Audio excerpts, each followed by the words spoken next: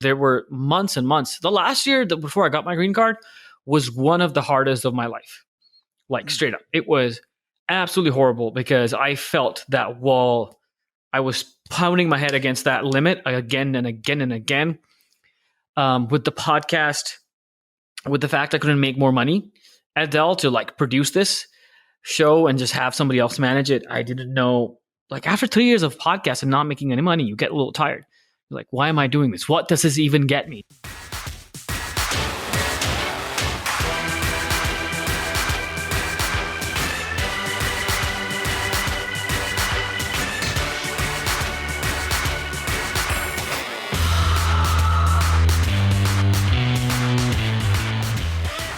Hey everybody, welcome back to the Rebase Show, the show for profession with purpose. And if this is your first time joining us, then I am your host, Sean P. Martin. And as I mentioned, this is the show for profession with purpose. And what does that mean? Well, it means that the purpose of this show is to provide you with everything that you need to create more success and more fulfillment in your work and in your life through meaningful work.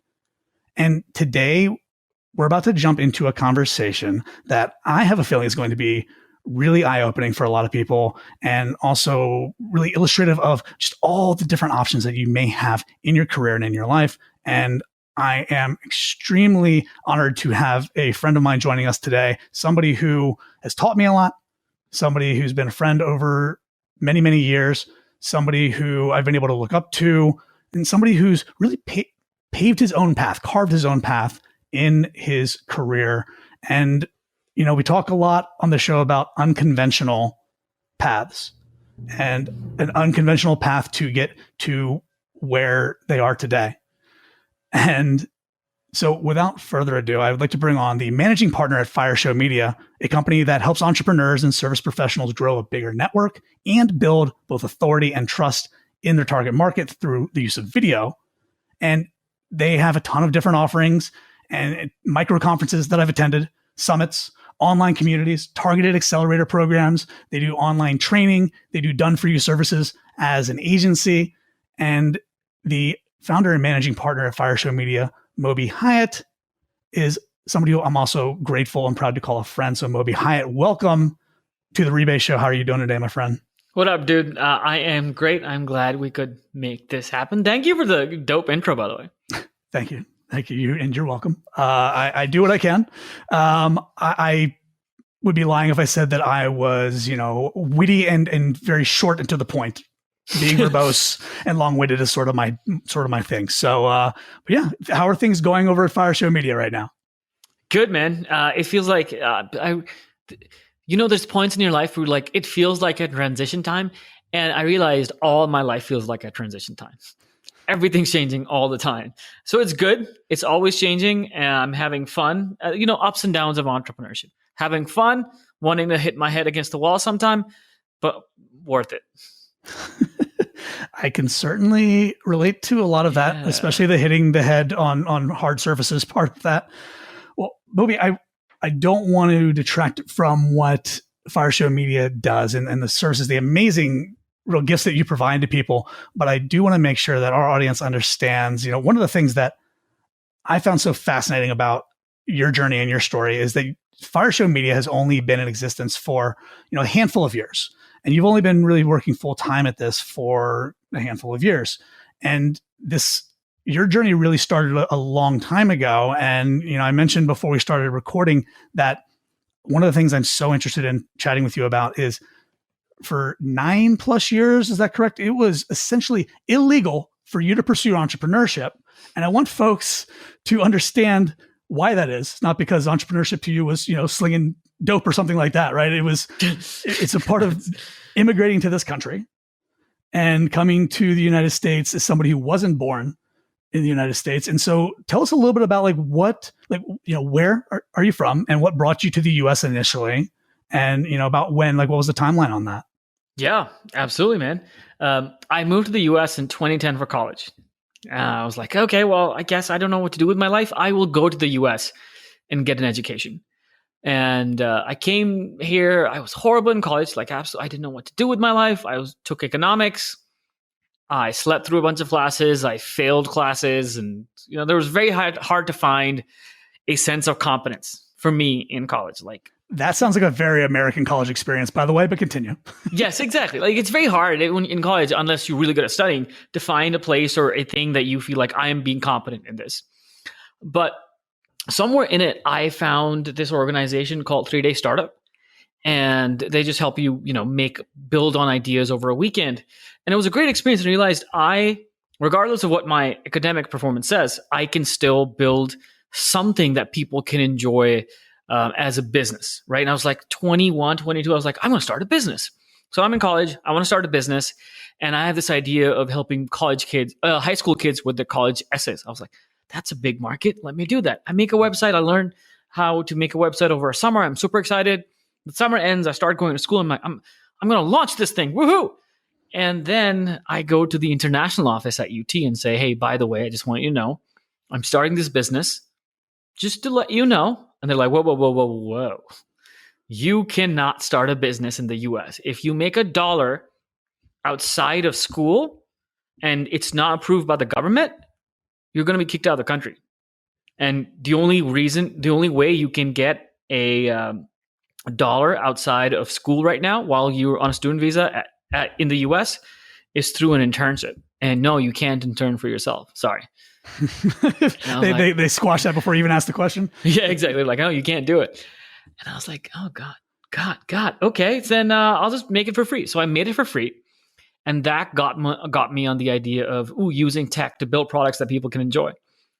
But that started my journey for quite a few years of, going from a student visa, start working at Dell, a job that I just said yes to. And I was like, yes, just somebody let me stay in the US, give me a work visa to stay here. I got there and like... Sorry to cut you off. Yeah, please. Again, I feel like somebody like myself, I have no idea like how the visa process works. So you came to the United States on a student visa, so you could go to school here. Mm-hmm, and then without a work visa, you would have to go back home, which is... Pakistan, okay. Yeah. And so you came from Pakistan, you go to school here, and you need to find employment in order to stay here, because it's not just like you've got time after you graduate to just sort of hang out. You have to have a work visa in order to stay in the United States. Otherwise, you have to go back to Pakistan, correct? Yes. So the US gives you, if you study in the US, they give you like a year of OPT, which is optional practical training, where you don't need a visa to work. The requirement is find a job in the first 90 days after you graduate or leave the country. If you find a job beyond the first year, you have to get a visa so you can stay longer. Okay. The OPT period is longer for people who are in engineering, so STEM degrees. But for me, it was like a year degree, and I needed to get a visa if I wanted to stay in the US. I didn't even know I wanted to stay here. I was like, there's a job. They might sponsor my visa. Sure, I'll start it. And Dell was that company. Right, but better to be able to stay here and have the option, I guess. Yeah, absolutely. To be forced to leave and not have that option. Interesting. So you started at Dell. Dell gave you an opportunity, and you said, sure, job, paycheck, visa. Yep. Sorry, continue. Yeah. And so I started working at Dell, and I just threw myself into it.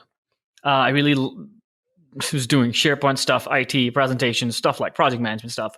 And it was cool. And the first year I was really gung-ho about Dell. But I realized the path that I saw in front of me, which was at Dell, which is jump to executive director in like 20 years, wasn't exciting to me. Everyone was working too much. They all seemed stressed. They didn't seem to have a life outside of Dell. And I decided that for me, that ladder didn't work. So I started looking for things outside. And I had another idea to help college students get skills to work in the workforce really quickly, like presentation skills, confidence, how to dress even, how to use email properly and be authoritative as like a 22-year-old. I remember being in a meeting and somebody told me, yeah, you're younger than my daughter. I'm like, cool. What am I supposed to do with that information? Thanks, dude. So I had that. You in a meeting, like in an actual meeting? Yeah, physically. And they're like, oh yeah, you're younger than my daughter. I'm like, wow, this person will never take me seriously. Interesting. Yeah. But you realize other people are going to face that. Yes. And yeah, so you could at least share the experiences with them that, hey, you're going to run into some weird shit. Okay. Interesting. And so you wanted to help college students because you were recently a college student, which I love, by the way. And I think that anybody who's looking to start a business or a service or what have you, helping your previous self not too long ago is a great place to start. Agree. But so you decide you want to help college students? Again, Yeah. I apologize for interrupting. No, Continue. that's great. 100%. So I was like, okay, I'm going to build this company. It's going to be a library of small videos to help with skills, like basically library of online courses. It's like 2016, 2014 and 15. I don't know. I was like, cool. I talked to a few people and they were like, yeah, maybe it has some legs. Sure, I'll advise you, etc. I talked to a friend and read a few books on why people feel competent and good at work. Just try to model that. And again, I called a lawyer. I paid her $250 and said, hey, I have this idea. I'm on an H-1B visa. I want to start this business. What do I do? And she's like, ho, ho, ho, ho. Okay, dude. So you legally cannot make any money outside of Dell. I don't care if Dell is paying you whatever. You cannot legally make money outside of Dell. The only way to do that is to get another visa for your company. But that company has to be owned by a US citizen, more than 50%. So they have to be 50% partners, 51% partners. They can fire you. So even if it's you 49% of the company, they can still fire you. They need to do that. Also, you need to have a business plan and funding source approved by an immigration officer. And so that means instead of bootstrapping a company, I had to go based on an idea, just go and raise money. And also, I couldn't legally work on the business while I was raising money. I couldn't be seen as an employee. That was the requirement. You cannot work for a company even if you're not getting any money. Anything that the US government says is work that you're doing and you're not being paid for it, no, that's work. That's illegal. So I had no option at all at that time. Those restrictions, by the way, are just, I mean, I guess I could understand where they might come from and like why they might exist. Yeah. But that's just, it's crazy to think that you can't start a business making no money. You can't start a business making no money unless you have a business plan and a funding source. And then you can't even own the business. No. Like you could be an employee who could get fired and you could lose everything, if you have a bad argument with the owner, even if, and I'm thinking sort of, back channel illegal things right now. It's like, what if I had my friend own 51%? Well, they could still turn on you. Like that is nuts to me. And again, I understand that immigration laws is set up for reasons beyond probably my comprehension. But to me, and this is why I wanted to touch on this so much, to me, the American dream is people who want to come here and create something from nothing, who want to, go to school, who want to have a great career, who want to start a business or a nonprofit or become a doctor, whatever. There shouldn't be so much red tape getting in the way of that. And, I to go off on a bit of a tangent here, and I do take just a tiny little bit of credit for trying to push you into sharing the story more frequently. Moby and I were at a conference. We were at an event years ago. Hell, probably feels like 20 years ago now. It might have been 2. Who knows? Yeah. And you were telling me parts of the story, not this much in detail. And I was just like, man, people need to know about this because not so you can get sympathy, not so you can, have people feel sorry for you, but just so people understand what it is that you're going through. Somebody who's an entrepreneur or wants to be an entrepreneur and is entrepreneurial and is prohibited by law from doing so with the threat of being kicked out of the country. Yeah. Which it doesn't seem like a big deal maybe to somebody who's born and raised here, but like the United States is a huge country and they're just gonna be like, nope, sorry, you can't come back in here.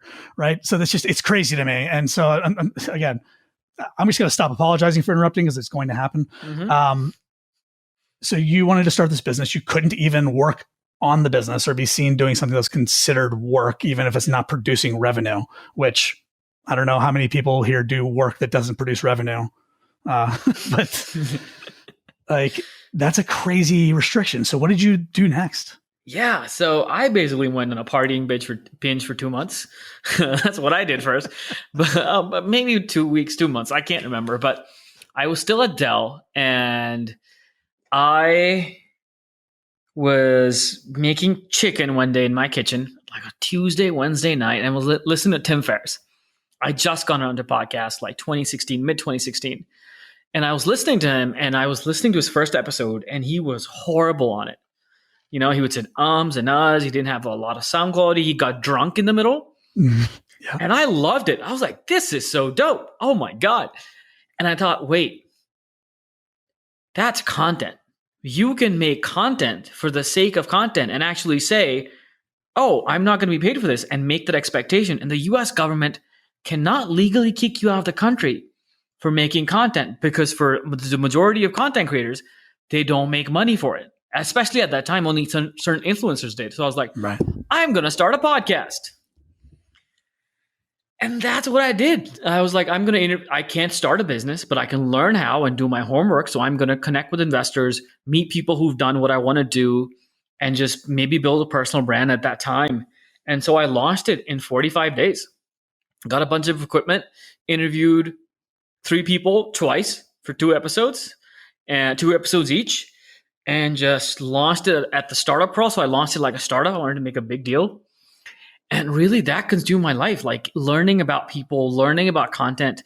I'm learning how to promote something, learning just, I was in engineering at Dell. I was in operations and engineering at Dell. Before that, I was studying economics. So content marketing wasn't even a term that I thought of. I still hate that term.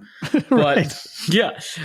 What even is that? Trust me, as an engineer, I spent my entire life in it. I could totally relate to that. Like, what's marketing? What? I don't understand. But also, like you mentioned, just that curiosity. Yeah. You'd had this limited exposure to things, and it's one of the reasons why this show exists. But so you launch the podcast. Was it called The Fire Show, like right out of the gate? So it was called the Austin Fire Show because I wasn't wanting to focus on Austin. Okay.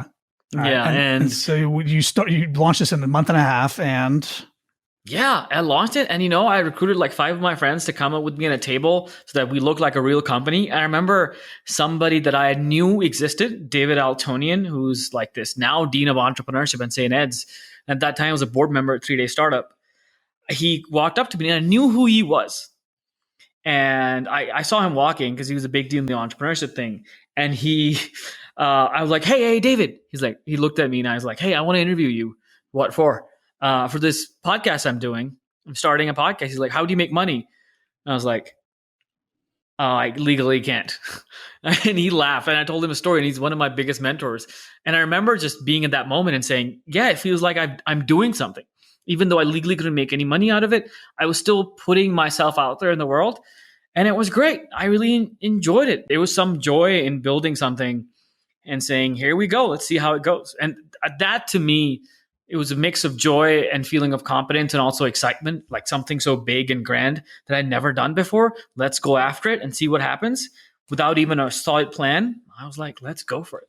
And so you're obviously you've got all of those emotions and there's all this possibility of what this thing could become. And I'm not even sure I really asked this question, but you said I felt great because I'm doing something.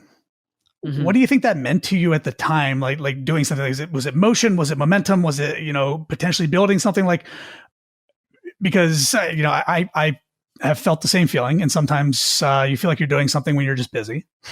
Yeah. Sometimes you feel like you're doing something whenever you're growing or building something with potential and momentum. So like, what did it feel like at that time as you're starting this podcast? You're like, I'm doing something.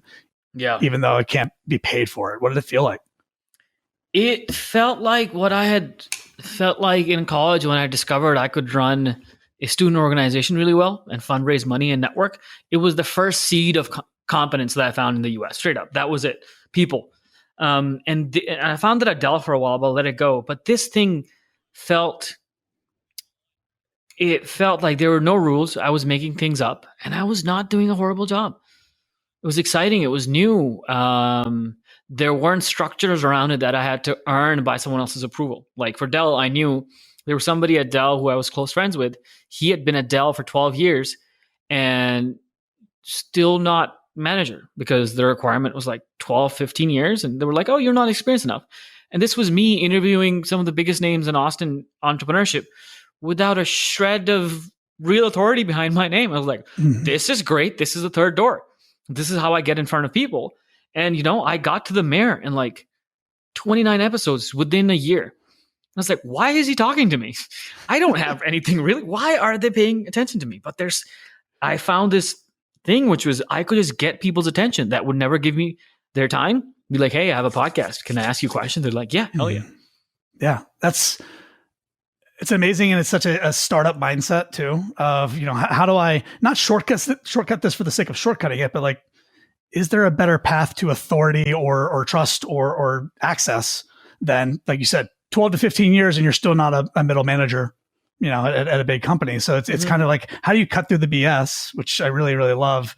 And I'm always kind of looking for that. And it speaks a lot to something that I'm super passionate about, which is just basically the merit of ideas and intent and quality, right? Yeah. You produce a quality show. Even if you sucked at the first episode or the second or whatever, you mentioned Tim Ferriss, who, I've been following even more so recently, over 300 million podcast episode downloads. That first episode is hot garbage and it's amazing. Yeah, at the same time. I know. And it's just from going out and doing.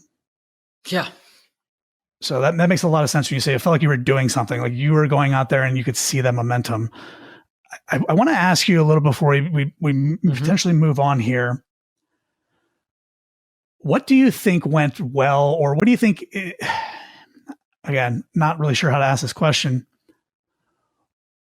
What do you think went better during those early days? And as you're building the Austin Fire Show, because you couldn't make money.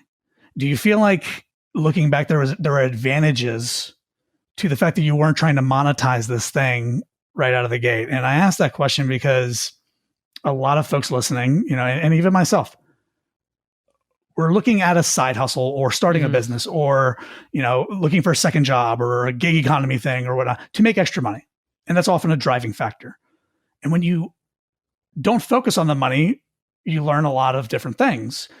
When you can't focus on the money, you might learn even different things. So what do you think went better or was better about the Fire Show, looking back on it now, because you couldn't monetize?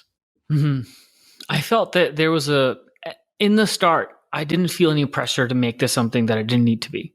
I didn't need to make it a business. I didn't feel the pressure to do a lot of things which I would have had to learn, like how to get customers, how to do this. And I was like, let's get better at interviewing. Let's get better at connecting to people. Let's just connect with more people. Just focus on this show and interviewing people and just building I didn't even know what a personal brand really meant at that time. I'm not sure I still do. I teach it, but I don't know. And I feel I didn't have the pressure, which was, this did not have to make money. Later on, that completely reversed itself, where there were months and months. The last year before I got my green card was one of the hardest of my life. Like straight up. It was absolutely horrible because I felt that wall. I was pounding my head against that limit again and again and again. With the podcast, with the fact I couldn't make more money at Dell to like produce this show and just have somebody else manage it. I didn't know. Like, after 3 years of podcasts and not making any money, you get a little tired. You're like, why am I doing this? What does this even get me? Just internet clout? What's the point? Right. So in the start, it went better because I did not have that need to make money because I legally couldn't. Right. So less pressure at the start and focus, like you said, you didn't have to focus on acquiring customers, or does this lead magnet work better than that other lead magnet, or this funnel. Like, it was just about, and I love that. And not everybody who listens to this is going to take that and say, oh yeah, I should just go and pretend I can't make money on something. But to just focus on the quality of the thing you're building, as opposed to all those other things, which I can attest, marketing and sales and funnels and channel partners and all this other stuff can be really, really overwhelming for somebody who is more creatively minded. So you just focused on the product, really. Yeah.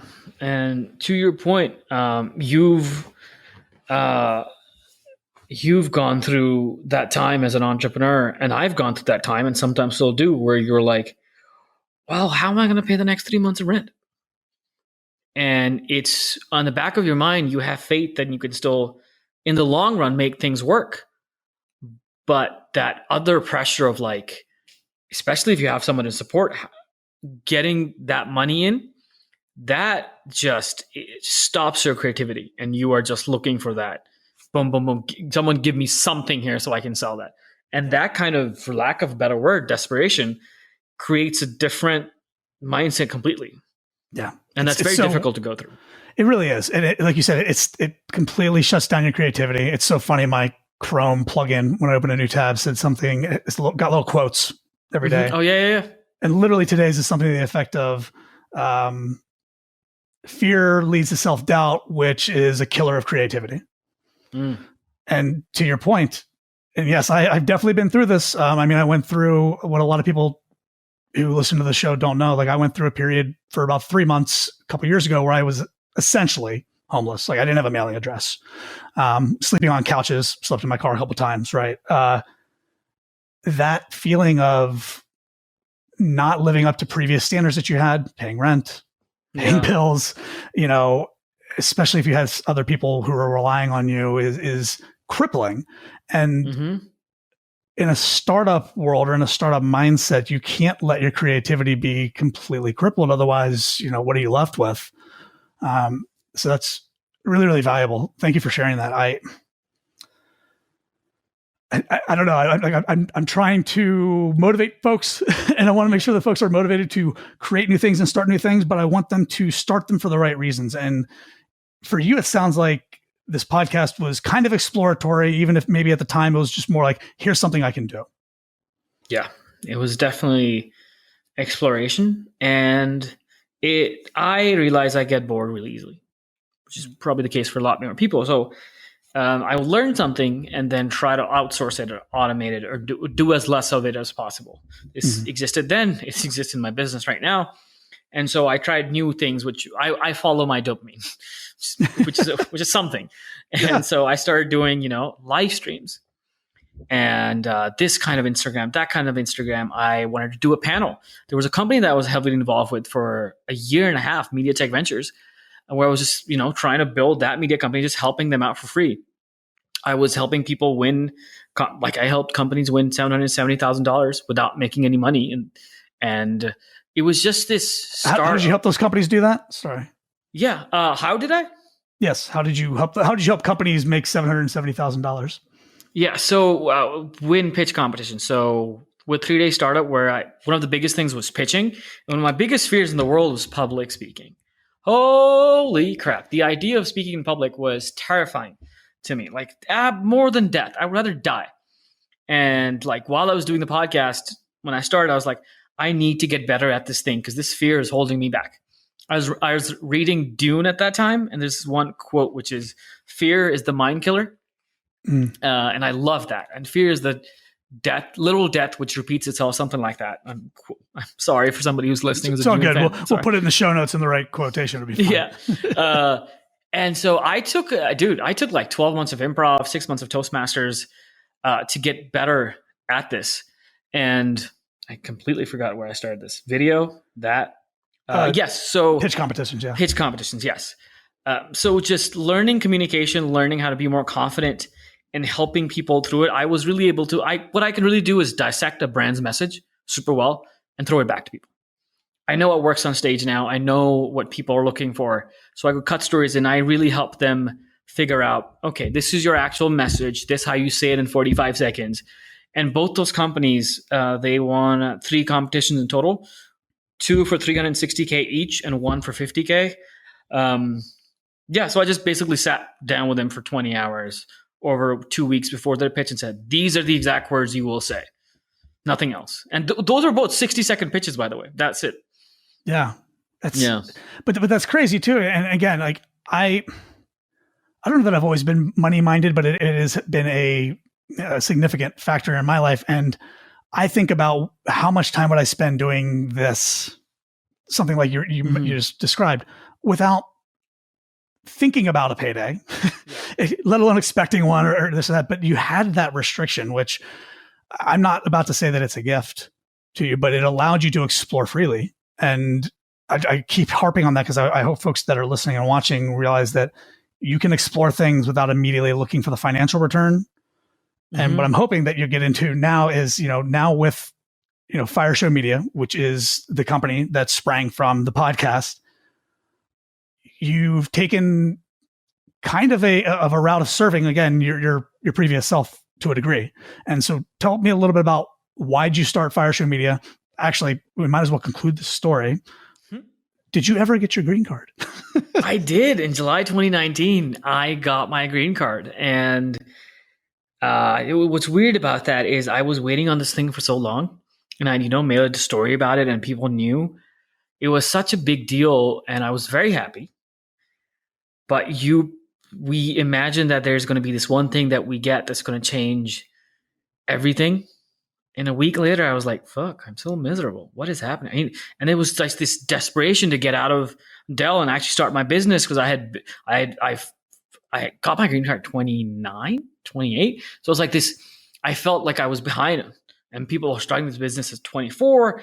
And there was this huge urgency to just make some money, get out and fulfill my dream now that you've been talking about it so long and do this. And it reminds me of, there's a story I heard recently, which is called, You Don't Know. This is TikTok that I saw. It's a 1-minute story. And he says, you don't know anything about anything, which is you don't know if a thing is good for you or bad for you. The story goes as a wise man has a farm in a village. And one day he has horses. And one day one of his horses runs away.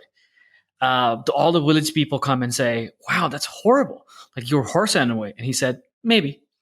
The next day the horse comes back and he brings back 7 horses, wild horses. And the wise man gets 8 horses in total. And the village people say, oh, wow, that's amazing. You got 7 new horses. And the guy's like, yeah, maybe. And then the next day, his son gets on the horse, one of the wild horses, and breaks his arm. And the people in the village come and say, wow, that must have been horrible. Like, that's just horrible. What happened? And he's like, maybe. The next day, the army comes to town looking to recruit, and his son doesn't get sent to war because he's injured. And so the moral of that is we don't know anything. The green card was, in the short run, amazing. And then for 2 months later, I was miserable. In the long run, it was amazing. So you have no idea the good or the bad of anything. Me not having a green card for a long time, but a blessing and a curse. Which one was it? I have no idea. The answer is probably yes. Yes. Yeah, exactly. Yeah, no, thank you for sharing that story too. I never realized that TikTok was going to be a part of this episode. So, today I learned. This makes me think so much of stoicism. And I know you and I have talked a lot about this, about like how a thing that happens is just a thing that happens. And it's your perception of it that's within your control. Mm-hmm. And I think about it a lot during what we're going through right now, which we're still, coming out of COVID here. And somebody's decision to wear a mask at the Wendy's drive-thru doesn't mean one thing or another to anybody else, right? It's just like, it's just a thing that happened. And you're having a green card and, not having it in 2019 and then having it in 2019. But that's really interesting that you all of a sudden got this huge rush of urgency. Yeah. And you're like, well, I have to catch up now. Yeah. And so sort of what happened as you got your green card? You said June 2019. What happens next for Moby, who's got 10 years of pent up entrepreneurial, it's all bursting out, right? I know. It's like a teenage boy looking at prom from through a glass window, for years and years. And then he goes one out. day that'll be me. One day he goes out and realizes he can't talk to girls. He has no skills. So that was like me. So I just, I basically tried whatever I could, which was I got a small consulting gig. I was looking for a new job. I sold a course that I made. And so I really, I burnt myself to the ground, just hustling. And there was one point where I was like, oh my God. I went to this conference. What's Russell Brunson's second person's name? Number two's name? Stephen Larson. Yeah. Yeah. I went to his conference and I walked out a few months after the green card and I said, I do not want to recognize my life in 12 months. Like, this is October 2019. I do not want to recognize my life in 2020. I came back. I took a new job. I really found one which worked for me. Same pay. I was like, I just need to do something different. I moved apartments. I lost 25 pounds. And I was like, I'm going to do everything different. I do not want to be in this place. And I never want to say to myself, once I get X, I'll be happy. No, I will try to just be satisfied working as much as I can, just live my life. So I made a lot of changes after the green card. It was amazing. Very difficult, but amazing. But not the changes necessarily that I think some folks might predict, right? Like you didn't just like quit your job and say, now I'm doing business full bore. You stayed with a job. You stayed in standard employment. You got another job. So that I think is really interesting too, because you didn't just say, got my green card, fuck employment. Yeah. I'm like, because that hearing the story, that might have been my first assumption. So you wanted to make drastic changes regardless. And that just shows that there are a lot of different ways to do that. Sorry, continue. Yeah. And I wanted to get a job which would help me because I thought I wanted to start a startup. And I joined Capital Factory and was managing their startup acceleration program. And I was like, oh, my job is going to be helping startups. And I love entrepreneurship. I'll do that. I didn't. It was a great thing. I didn't love startups. I was like, oh no, I like customer acquisition and bootstrapping. That's what I like. I like that part. Startups are cool, but going after, because the whole accelerator model, I don't know if I like it. But anyway, I got this new job. I started working on that, and I had this side business. The podcast became a side hustle of some courses, doing some workshops, some trainings, and I was learning that with the goal to build a bigger company. And what were you teaching? Yes, teaching. Yeah. What were you teaching? Sorry. How to build a personal brand. Because I had done that for myself, the podcast, and now video. So I was just teaching that to people. Cool. Awesome. Yeah. And then January 2020, you were at that micro conference. Me and my business partner, Austin Larson, we hosted a small conference, sold that for $100. We were like, selling a ticket for $100. Oh my God, that's amazing. We've made it. So that was really cool. And the goal was still, keep getting better, keep learning. And, 2020, March 2020 came. The startup I was working for, that Capital Factory, they lost easy $1 million, 2, 3 in a week because South by got canceled. There goes the money. Events got canceled. Sponsorship got canceled. Co-working's dead because of COVID. And so I think we went remote on the 12th or 13th of March. On the 24th or 25th, I am on a call with 90 more people from the company. And the CEO says, I'm very proud of what you did, but we're going to have to let people go. You're going to get an email, like a 5-minute conversation. And he hung up. And I was like, wow, okay. I've never been in a layoff. Oh my God, I like this job. Oh no, it's an economic shutdown. And I look at my email, there's nothing. I'm like, oh, I'm safe. I hit refresh.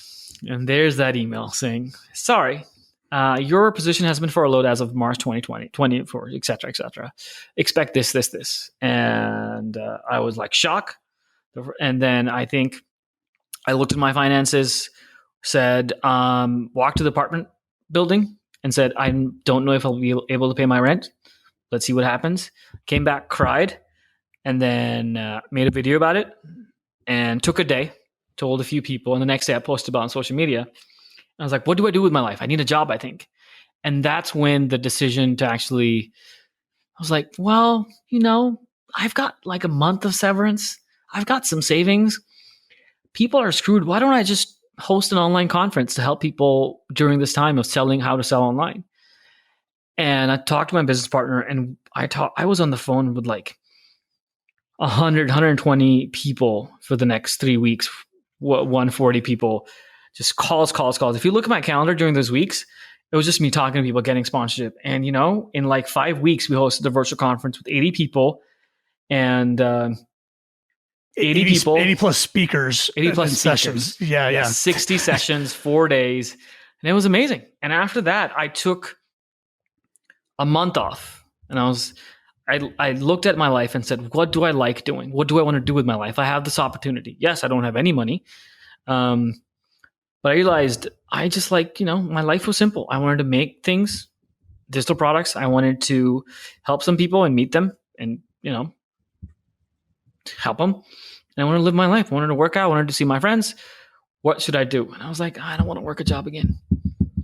And in the summer of 2020, I was like, after the layoff, I said, I don't want to work a job again because I don't want that to happen. And the idea of somebody else controlling my salary and one person's decision to lay me off is the difference between me having a good life and me going into panic. I don't think anyone should have that kind of power over me. And that's the decision I made So yeah, that's where the company started. I love my favorite part of that story just now is the month that you took off after the summit. And how long did it take you to put together the summit? Like not like no time at all. It was like a crazy short turnaround that you guys put that thing together. 5 weeks. 5 weeks and folks, 80 plus speakers. I was fortunate enough to be one of them and attended a number of sessions as well. And these guys were a blur. Like they're just like on the go constantly, like jumping in and out of things. It's amazing that they got a quarter of the people put together, but to do that in 5 weeks, but then to take that time off to reflect and realize, okay, I went through the sprint of putting together this summit, this conference, and you actually took the time to reflect on what it is that you want. And I think that is so powerful because, and you and I, we've probably both talked about, like Keith Cunningham and some other folks too, around like thinking time and just spending time reflecting on like, where are you at? And are you happy there? And where do you want to go? And would that make you happy? And you got to do that. And I think that you were forced to do that to a degree, but you also got to do that. I had nothing to do, Sean. I had nothing to do. I was like, I think I had maybe one client and I was on 75 hard and I was taking 2 courses at the same time, 3 courses at the same time and writing a lot. So it was thinking, but it was like more inner work. So I can't sit still. It was inner work for like a month because that's inner work, right? Yeah. Like it's active inner work, but it's inner work. And what I find interesting is that you were doing all of those other things. You're taking the courses, you're doing all those things, but it's still, you had the time to reflect on like what is it that I want, which I think a lot of folks, don't take the time to do. They don't spend a Sunday afternoon thinking, do I like my job? Do I hate my job? Do I like this company? Do I hate it? Do I hate my boss? Do I like it? Right? Like, do I want to be here in a year, 2 years? So kudos to you for taking that time, whether you thought you had a choice or not in doing so. And then so you decided this is what I'm going to do full time. And I know with the company, things have shifted and you're offering different services maybe now than you were before. You're adding things. So sort of what's been the journey since, I guess this is June, July, 2020? Yeah. So this is interesting.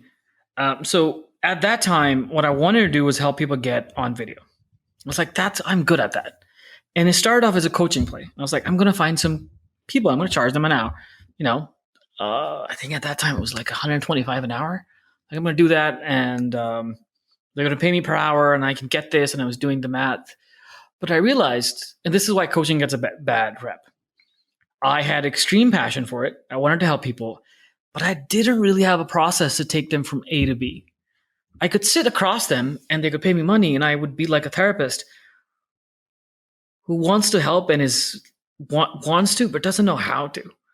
Gotcha. I was like, okay, cool. Well, and for the rest of the year, I was just teaching. First coaching, I was like, coaching not for me. Teaching. Let me build my process and teach that to people in group settings. And we started an accelerator with people. And what happened was, while that was happening and I was trying to find my groove with teaching and how to sell online a lot more, a few people said, hey, I want these things. Can you help me? Can you help do it for me? Like create media. Yeah, just make videos for me. I don't know how, but just figure it out. Okay. And that happened. But and I was like, okay, we can grow. And I think in 2 days, we lost all of our recurring revenue in like September and August or something in October. There was one day where it was like 2 clients were like, it's over. Nothing against you, but like these were clients who you were creating media for them, or you're coaching, or like what was creating and coaching. I love a mix. Okay. And then just in a couple of days, it's all gone. Yeah. They're like, I'm like, oh God, how the hell do I do this? And that's where we got a coach and we shifted to 2 things. First, I was looking at this from a passion and coaching perspective. I want to help people. But then it became a thing of, how do I create sales conversations and just make money doing whatever the hell I can? And that was services. People will pay you to do it for you, do things for you. And so I got a coach, and ever since then, it's just been a learning journey, not of the expertise. I'm, deepening my expertise. I'm actually building models and frameworks to help people. But the journey really has been is, how do I take passion and interest in a subject and a desire to help people? How can I turn that into a legitimate business? Those are 2 different things. You can help somebody by, caring about them and listening to them. But does that get them where they want to be if they're paying you $2,500 a month? That's a lot for coaching. But for me, the evolution has been learning sales, but the business, it's been, how do I turn a passion into a business? Because it's hard as hell. It is. It truly is. I keep thinking, like, I have these like little random things coming into my brain, and some of it has come from Twitter over the past couple of days around talking about how we should get more kids creating businesses whenever they're young, like businesses that are going to fail, right? Like sell candy, sell lemonade, this or that. And I honestly believe, and I don't want to dissuade anybody who's listening from starting a business if that's what you want to do. I honestly believe that creating a business from nothing may be the most difficult achievement that I've ever attempted to accomplish. I don't know. It sounds like you're saying something similar, but you're creating something really from nothing to serve a need that exists, but not just, you can't just do that because you're passionate about it. You have to convince other people that they can trust you, that they should know you, they should follow you, they should, I know I said trust, but like they should put their faith in their money in you. And I found, for example, one of the hardest sales to make is the free thing. It's like, download my free thing, watch my free video, like this or that. Like that could be one of the hardest freaking transactions, if you want to call it that, to ever make. So starting a business, transacting with people, you hit it on the head. It is different than I want to help people. Because usually if you just say that and you try to go out and do that, the world will look at you and say, so fucking what? Yeah. And we value not that free help isn't useful, but certain people, depending on where you are and whatever you're doing, after a while, the $0 thing doesn't seem valuable. Like, would you rather, like when I look at Amazon, I almost reflexively don't look at the cheapest thing. I look at something which is like in the middle. I don't want the most expensive thing, but I don't want the cheapest thing. If it's something that I really, really want, because then like, that relates to value, right? Money is a neutral indicator of value. Neutral is a loaded word when it comes to money. But you just can't, if somebody says, hey, I'll do your website for free, I'll be like, no. I'm like, why? Why are you doing it for free? What are you talking about? Yeah, don't do free stuff. Terrifying, like a terrifyingly bad website, or you're going to hold it hostage until I pay you. That is a really interesting point too, and I do think it's important to distinguish here. And maybe you have some extra context or advice. You're doing things for so long for free because you had to, and I have found, you mentioned Stephen Larson earlier. Like he's somebody who like sort of drilled into my head. You need people to give you money for these things for them, for their sake, because they will value it more whenever they pay you for it. And that's where the whole like pricing of things comes into play. Like $1,000 conference in somebody's mind is going to be different than a $50 conference, different than a free conference. And they're going to apply things or not apply things differently, like all of that stuff. So what have you learned for folks? Because I think that we'll probably reach a number of people who are considering like, I want to do meal prep for people. I want to do laundry for people. I want to build websites for people, but they're afraid, or maybe they're hesitant to charge for it or to charge what they're worth. Like, what have you learned about, I know you mentioned a few things. What have you learned about that value proposition of charging people and asking for the sale? Yes. Trust and authority matter more than most of the stuff that we ever think matters. Like, I don't have a website. Like, I have a Shopify website for the business because the State Department was vetting us for a contract, but like, it's crap. It's like, there's nothing on it. Like, you can't look at my website and say, I know what these guys do right now. Like, hope by the time people watch this and come to my website, just hit me up, by the way. We got a contract with State Department, for example, based on somebody trusting me that I could do it. Really just trusting me. Yeah, you can do this. And to some things we don't know, you'll figure it out. And that was a long-term relationship. But what happens when you don't have a long-term relationship with somebody? That's when the authority comes in, where it's a mix of, does that person see you as somebody who can solve their problem? And there's some, social proof matters, sure. But I think there's something which carries through when you're selling: conviction. Like, I got off a call and 2 hours ago for something that I haven't done for somebody else. And I knew the call was like a kind of a sales call, and I knew their goals, and I asked them some questions. And when I said, yeah, I think we can get there, I said that with conviction. Yeah, I think it's doable. I need to understand a few things. And when you are convinced you can actually help people, the friction goes away for yourself. Like you said, it's for their sake. I'm going to send people a proposal, and I know it's out of the top of their budget that they sent me. And I know they're going to pick and choose something that they want. And it's okay if they don't pick something, or I make less money. That's whatever. Whatever's best for them. But for whatever they pay for in the menu of services I offer them, whatever they actually pay for, I'm going to give it my all. And I'm fairly convinced I can do it. And can I guarantee results? Nobody can, or pay me 3 times and I have to find somebody who can guarantee it. But I find that to be really interesting. Like, trust with somebody really goes far. And if you don't know somebody for a long time, some sort of social proof, and you feeling convinced that, yeah, that's doable. Yeah, sure, whatever. Hey, how much? What's your budget? That to me is a personal realization, which is you don't need a website. For something, you need a funnel, but when you're doing like stuff like me services, I can probably make an entire year's of salary through 5 people. Which is as in like, I can ask if I can help them with something. I can ask them for referrals.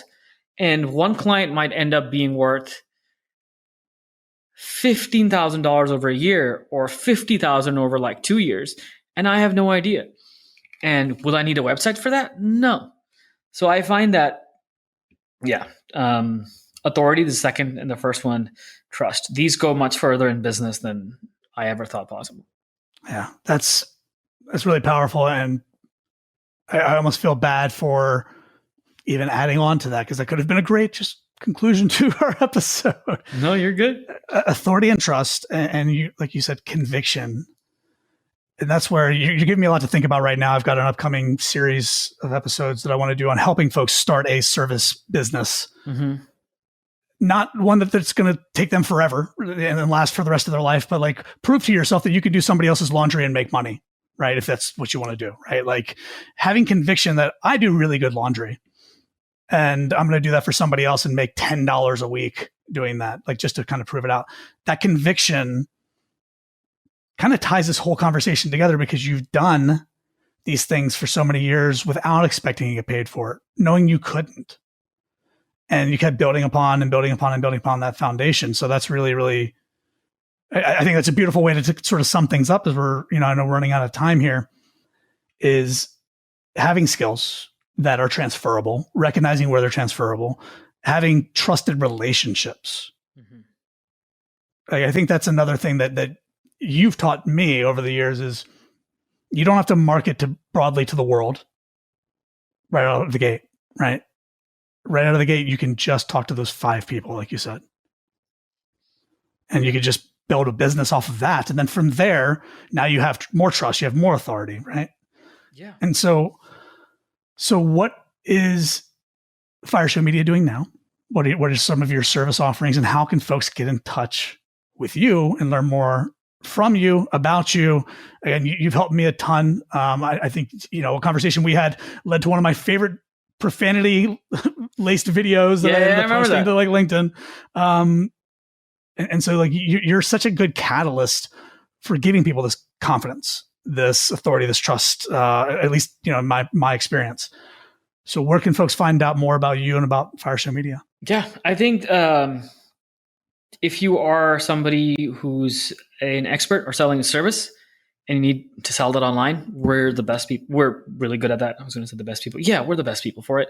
Especially if you're bootstrapping. Hell yeah. LinkedIn, Instagram, TikTok, super easy.